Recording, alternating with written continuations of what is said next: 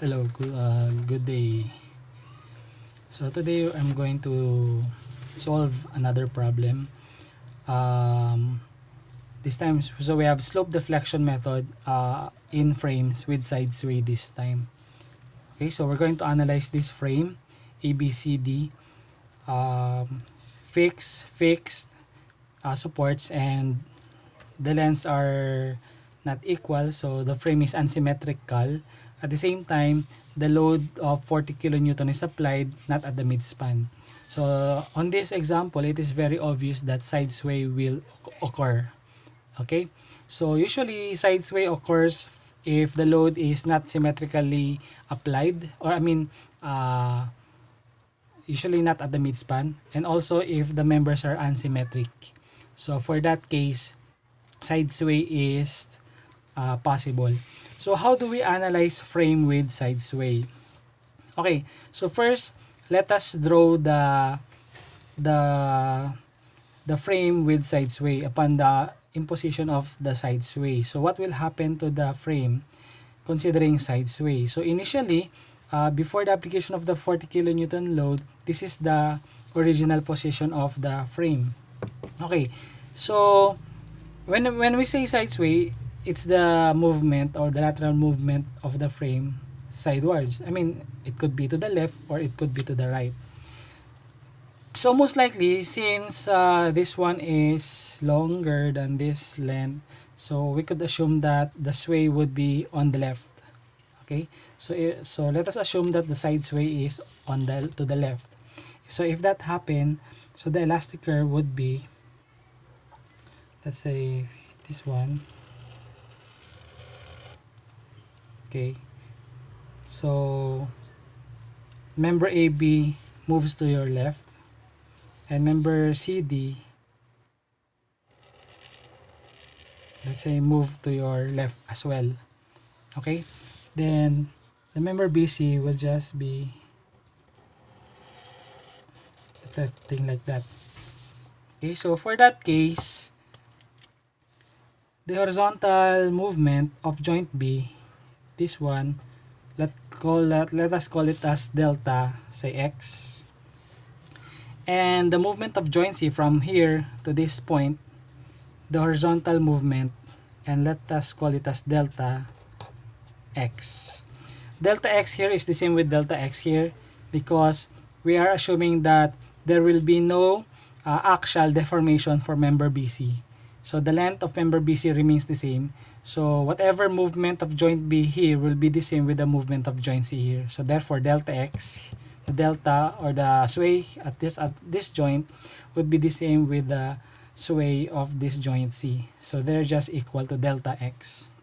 Okay, so if that would be the side sway, so if we take a look of what would be the sign convention for delta x, if you could recall, the sign convention for delta x is that it would be positive if it is counterclockwise, and it would be negative if it is clockwise. Okay, so if you look at this figure, originally member AB is here and it becomes this one. So the movement is from here to that point. Okay, so that is counterclockwise. So therefore, we have a positive delta here. Likewise, at this case,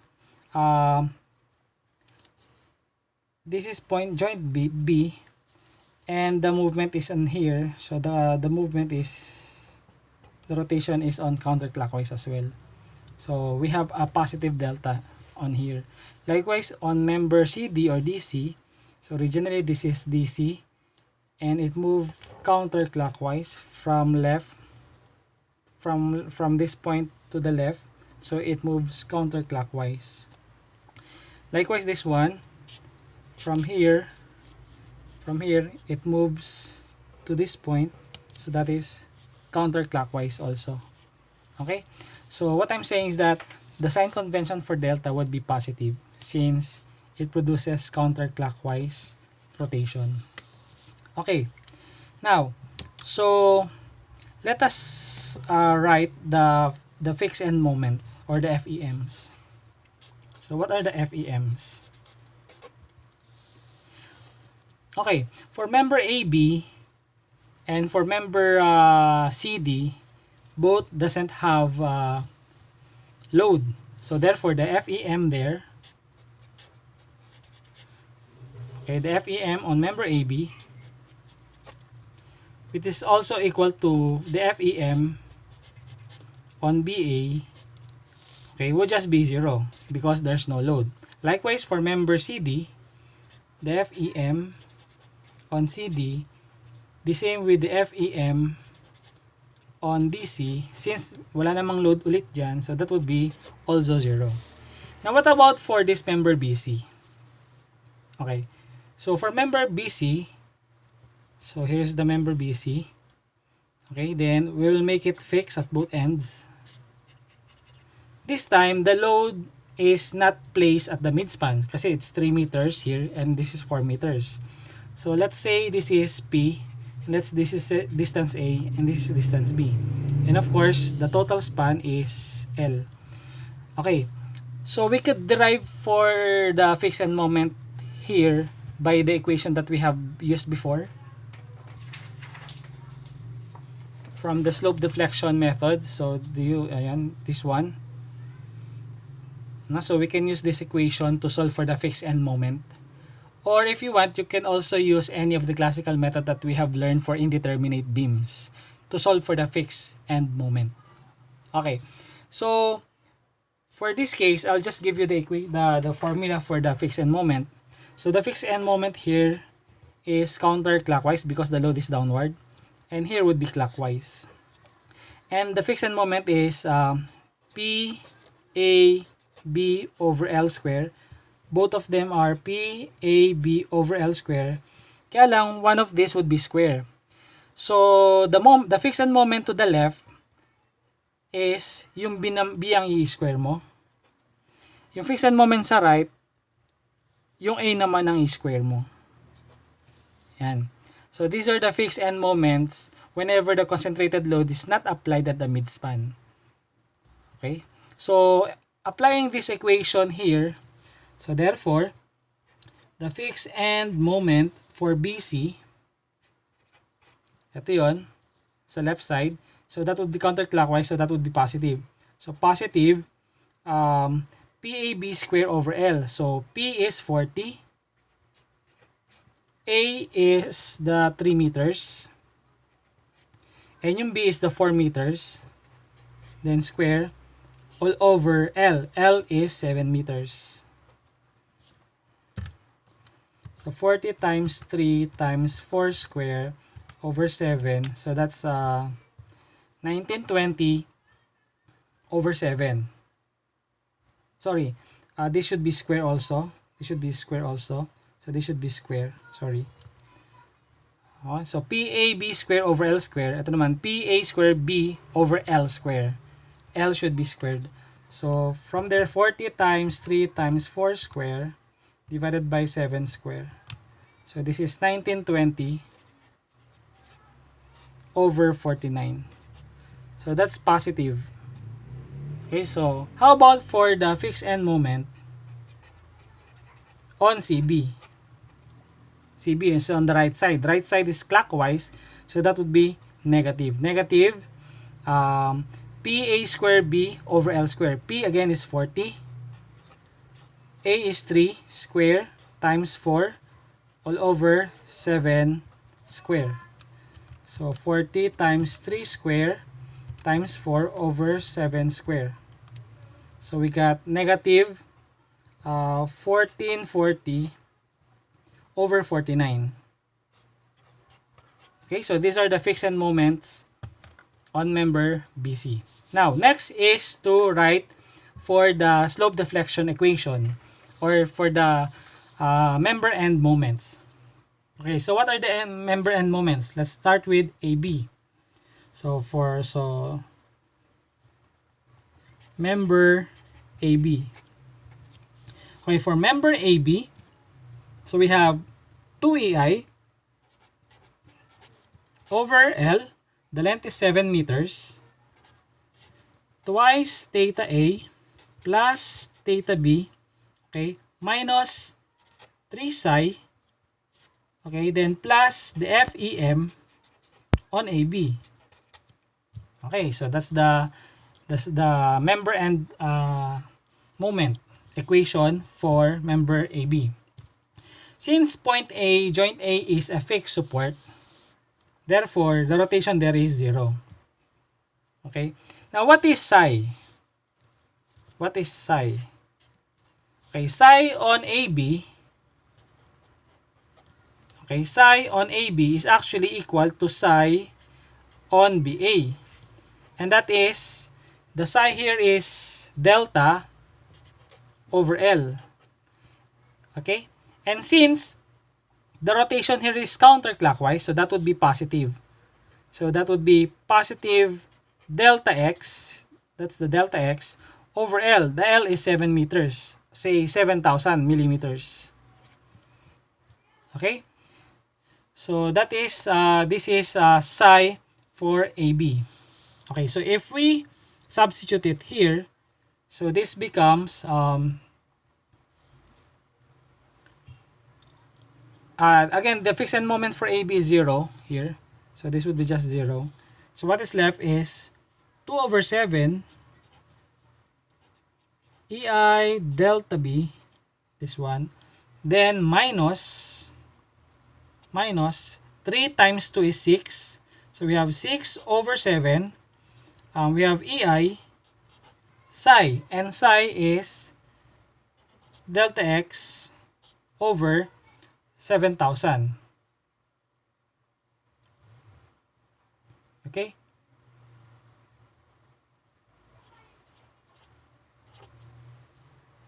That's one. Now, how about for member BA? For member BA, that is 2 EI over L, again 7. Okay? Then, times twice theta B plus theta A minus 3 psi between BA plus the fixed end moment on BA. Fixed end moment on BA is 0. The slope or rotation at A is 0. And psi BA is also equal to delta x over 700. Okay? So this becomes 4 over 7 EI del theta B minus 3 times 2 is 6 over 7 EI psi BA.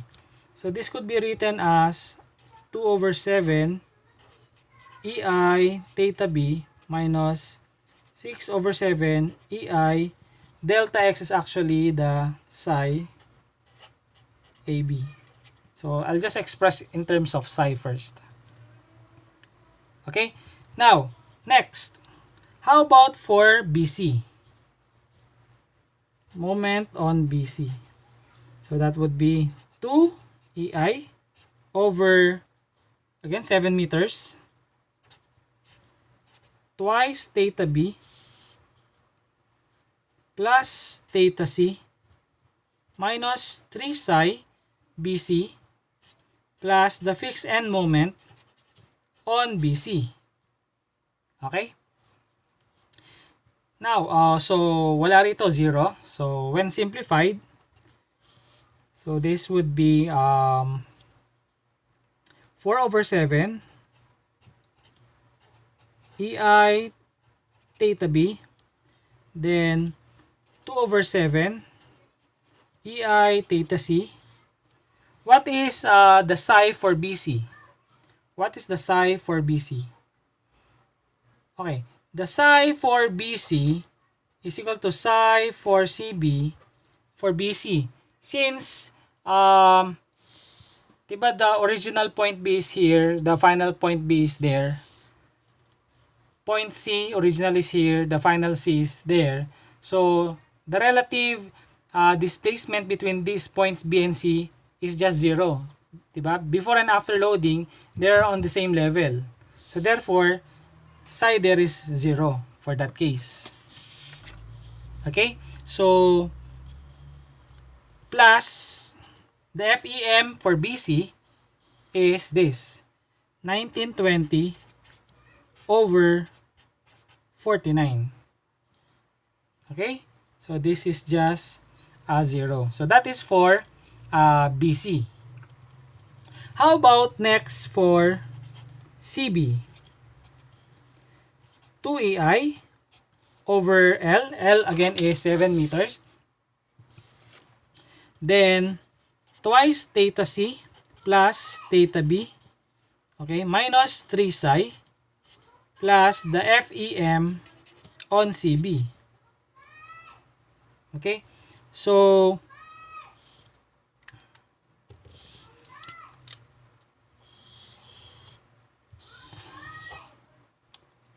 when simplify, so let us simplify this one. This would be 2 over 7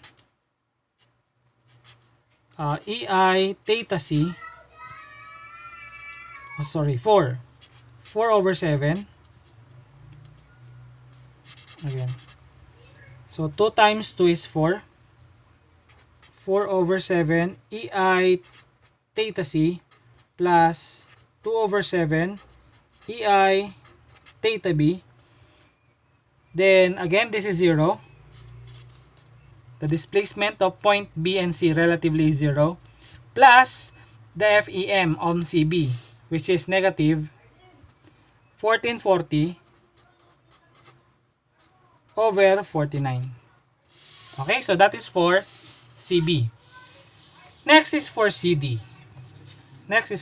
Moment on CD is again 2EI over the length for CD is 5 meters.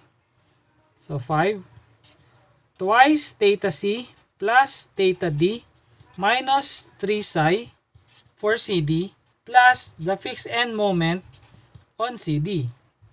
Okay, so simplify. Joint D, support D is a fixed support, therefore the rotation there should be 0. Okay, so the psi here is meron because there is deflection here on C, that's delta X.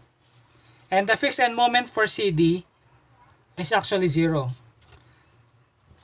So when simplified, so this becomes 4 over 5 EI theta C, okay, minus this one is 6 over 5 EI psi on CD.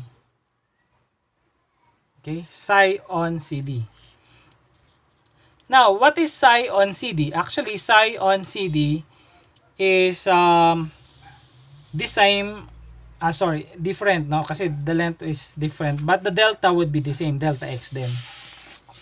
Okay, so lastly, how about for MDC? For MDC, it's 2EI, again, over 5, twice theta D, plus theta C, minus 3 psi, plus the fixed end moment on DC. Again, fixed end moment DC is 0. Then, the slope at D is 0 also. So, this becomes 2/5 EI theta C, then minus 6 over 5 EI psi for DC. For psi DC. And psi for CD is just equal to psi DC, right? Okay. So, let us simplify.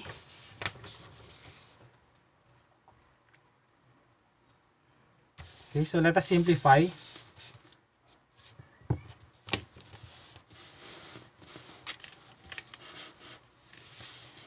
Okay, so let us replace but again, the psi for AB is equal to psi BA, and that is positive delta x over the length is 7,000. Okay? 7,000. Assuming that delta is expressed also in millimeters. Yung psi naman sa BC is equal to psi naman sa CB, and they are just equal to 0. While yung psi naman sa CD is the same with the psi sa DC, and there's equal to positive delta x over L. The length for CD is 5 meters, or in millimeters, so that's 5,000 millimeters. Okay, so substituting this psi value in the equations, okay, so this would be for MAB, so this is the simplified equation. It would be 2 over 7 EI theta B, okay, minus 6 over 7 EI psi AB. Psi AB is positive delta x over 7,000.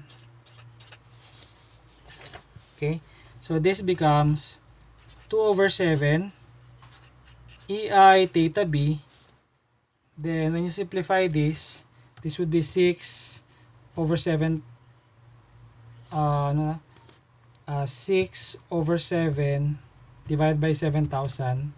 So this would become 3 over minus 3 over 24,500, okay, EI delta x. Okay, how about for BA?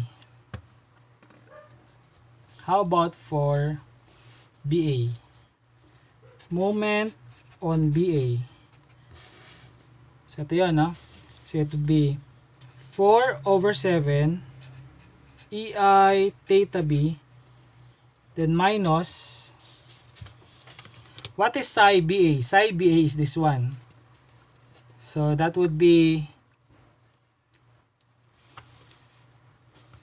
the same, no? So minus 3 over 24,500 EI delta x. Next, how about for BC, MBC? MBC is this one, so I'll just copy it. 4 over 7 EI theta B plus 2 over 7 EI theta C plus the 1920 over 49. Then for CB,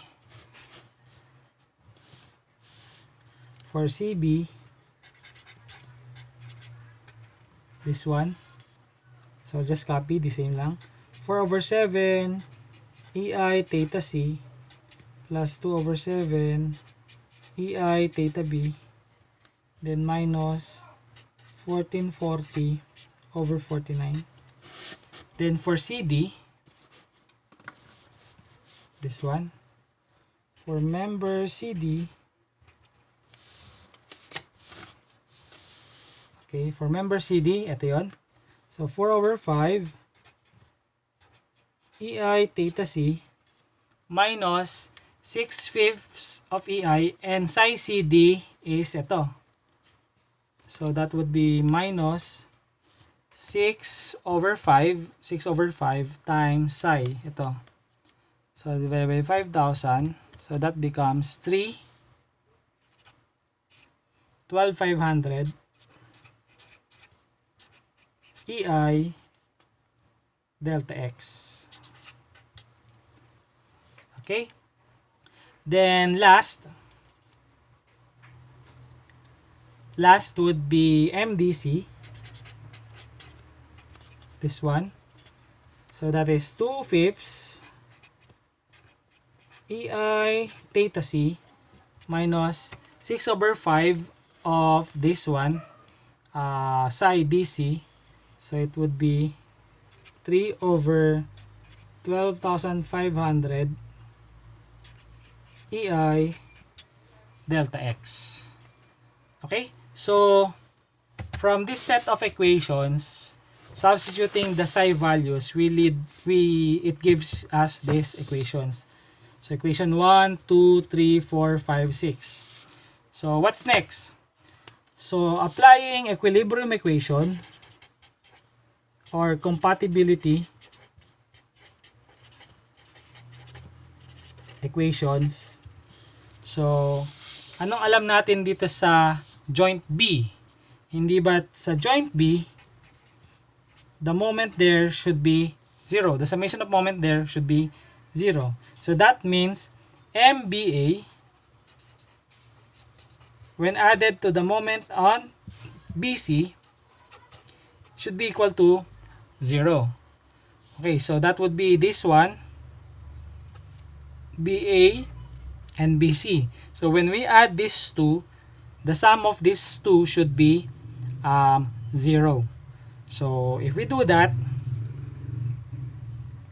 okay, so let's add these two. So this would be 4 over 7 plus 4 over 7, so that's 8 over 7. No? So 8 over 7 EI theta B, then this one plus 2 over 7 EI theta C, then this one minus 3 over 24,500 EI delta X, then the constant, plus 1920 over 49. Okay? Should be equal to 0. So from this equation, we have three unknowns, theta B, theta C, and delta X. Okay. So what else? What compatibility equation pa? So likewise, at joint C, diba? So if it's some moment at joint C, the summation should be also equal to 0. So that means the moment on CB, when added to the moment on CD, CB and CD should be 0. So CB is here and CD is here. So when we add these two equations, what will happen? So this is 4 over 7 plus 4 over 5. Okay? So that's 48 over 35. That's EI theta C. Okay? Then we have theta B there. Plus 2 over 7 EI of theta B. Then this one minus 3 over 12.5 EI delta X. Then this one minus 1440 over 49 should be also equal to 0. So as you can see from this equation, we have unknowns theta C, theta B, and delta X. So we have three unknowns, yet we have only two equations pa lang. Okay? So we need to generate another equation to solve for these unknowns, three unknowns. So saan manggagaling yung last third equation? Okay, so we will be having the third equation from statics equilibrium. Okay, so for the third equation, so this is for the third equation. So let us isolate member AB. Okay, so looking at member AB here. So here is member AB. Okay, so fixed. So this joint. So we have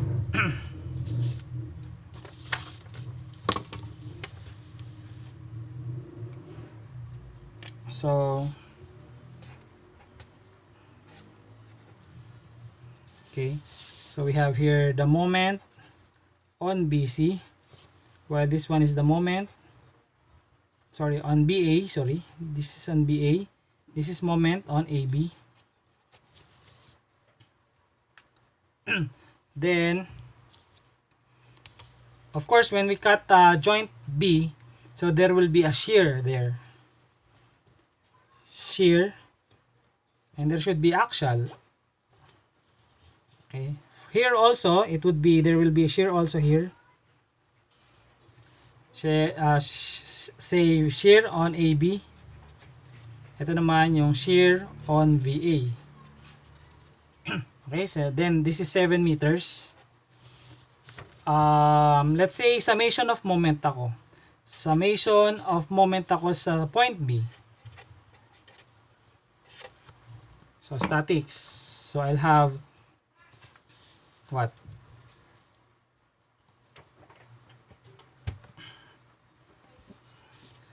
Negative MBA, then negative MAB. Let's say this is to the left, so plus VAB times 7 should be equal to 0. So therefore, I could say that the shear on AB is just equal to MBA plus MAB over 7. Okay, so that's for shear on AB. And hindi ba't yung shear on AB na to is actually equal to the reaction at point A, X. That is the reaction horizontal at fixed support at A. Okay? Now, how about for member, let us now isolate, ito naman, CD. So, almost the same, okay, for member CD, this is point D, here's point C, so these are the end moments. So, this is the moment on DC, ito na may moment sa CD. This is 5 meters. Okay, of course, may shear din dito. The shear on DC, ito rin may shear naman dito ng CD. Plus, may axial din yan. Okay, but if I sum moment at C equal to 0, take moment ako rito, so I'll have negative MCD, tapos yung moment dito, negative MDC, then yung shear, positive shear DC, moment arm is 5, should be equal to 0. So therefore, the shear on DC is just equal to MCD plus MDC over 5. And that shear DC is actually the same with the reaction at D, horizontal, say DX. Okay, now, what is the relationship of DX and AX? So, hindi ba considering the whole structure or the whole frame, there's no horizontal load applied at this frame. So the horizontal force acting on this frame would just be coming from the support reactions at A and horizontal support reaction at D. So if we sum forces horizontal equal to 0, dapat the AX when added to DX should be equal to 0. Summation of forces horizontal for the whole structure should be 0. So substituting AX here, AX is this and AX is this one. So we'll have MBA plus MAB over 7, that's AX, plus, what is DX? DX is this one. MCD plus MDC over 5 should be equal to 0. Okay? So, with this, we will use this to be our third equation. Again, so, this is our first equation. This is our second equation. And this would be our third equation. But yung first and second equation natin are expressed in terms of theta B, theta C, and delta X. So, ganun din gagawin natin dito. So, we have to express these moments in terms of thetas and delta. So, saan natin kukunin yon? So, dito. Okay. So, substitute natin. So, it would be MBA is this one. And MAB is this one. So, we're going to add these two. We're going to add these two. Okay. So, what will happen? So, 2 over 7 and 4 over 7 is actually 6 over 7. So, it would be 6 over 7 EI theta B. So, this one. Then, these two, we're going to add. So, it would be 6. Tama ba? No? So, it would be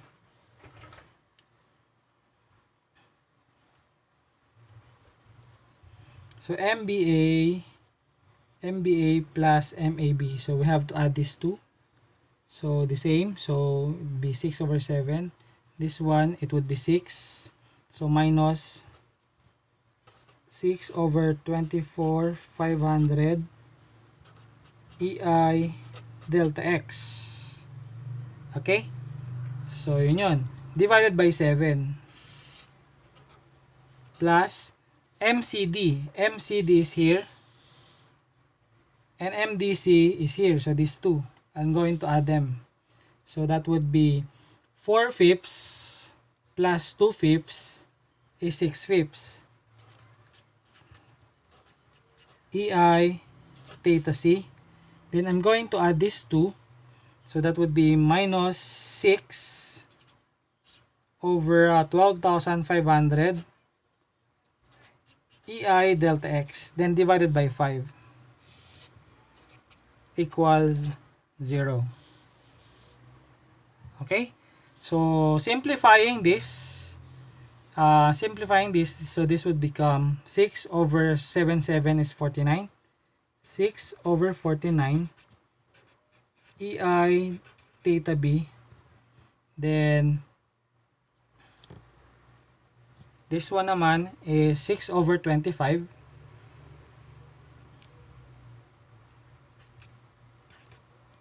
6 over 25 EI theta C.